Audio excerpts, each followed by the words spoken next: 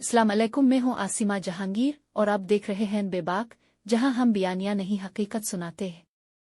General Asim Munir ने हालिया overseas convention से खिताब करते हुए फरमाया कि पाकिस्तान ने गजा के लिए बैन अल-अक़वामी फोरम्स पर इस सख्त अल्फाज में आवाज बुलंद की है।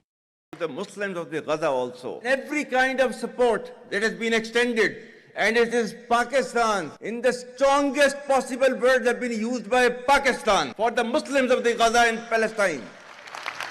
लेकिन ज़मीनी हकीकत यह है कि पाकिस्तानी फ़ौज के कारोबारी स्पॉन्सर्स में आज भी ऐसी कंपनियां शामिल हैं जिनके इसराइली रवाबित है। और सिर्फ चंद दिन पहले जब मुल्क भर में गजा की हिमायत में रैलियां निकाली गईं तो उन पर बदतरीन रियासती तशद्दुद किया गया।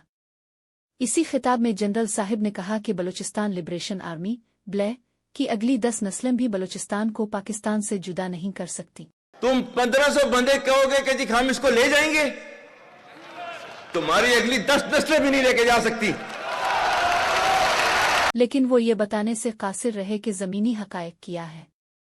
सिर्फ चंद रोज पहले ब्ले की जानिब से एक वीडियो जारी की गई जिसमें उनकी अस्करी कुव्वत और हिकमत अमली में नुमाया इजाफा देखा गया।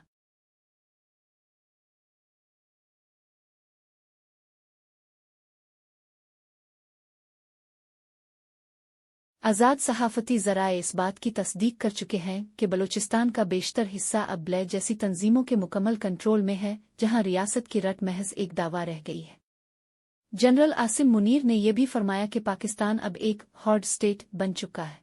Pakistan needs to be a hard state, a country whose all institutions, whose all departments, organizations, divisions, allied departments, they are working as per the law, they are fully operational, and everything is being done as per the constitution is a hard state. उनकी मुराद गालिबन वही सख्ती है जिसके तहत आइन को पसपुश्त डालकर इंतखाबात चोरी किए गए सियासी क़यादत को पाबंद सलासिल किया गया और अपने ख़ानदान को कौमी इदारों और मुनाफा बख्श मंसूबों में फ़ायदा पहुँचाया गया। वो ये बताने से कासिर रहे कि पाकिस्तान के आइन की कौन सी शिक उन्हें ये इख्तियारात देती है कि वो अपने वक्त रिटायरमेंट के बाद भी इक़्तिदार में रहे, अवाम की मुंतखब नुमाइंदगी को रौंद कर खुद को और कौमी मुफाद का वाहिद ठेकेदार करार दे। ऐसे हालात में जब एक तरफ रियासती बयानिए को ज़ोर और शोर से पेश किया जाता है और दूसरी तरफ ज़मीनी हकीकत इसके बरक्स हो तो लाजिम है कि अवाम सवाल उठाए। सवाल सिर्फ ब्ले आग़ज़ा की हिमायत का नहीं, सवाल यह है कि इस मुल्क की खुदमुख्तारी आइन और जमहूरियत को किसने वाकई नुकसान पहुँचाया है। अगर आप भी समझते हैं कि सच बोलना जुर्म नहीं तो बेबाक की इस जिदोजहद का हिस्सा बनिए। नीचे दिए गए ईमेल पर हमसे राब्ता करें, चाहे आप वीडियो एडिटर हों, लिखारी हों, ग्राफिक डिज़ाइनर या सच के मुतलाशी सहाफ़ी। ये एक अवामी तहरीक है और हमें आपकी ज़रूरत है। bba@gmail.com। मिलते हैं अगले प्रोग्राम में एक और बयानिए के पोस्टमार्टम के साथ। अल्लाह हाफ़िज़।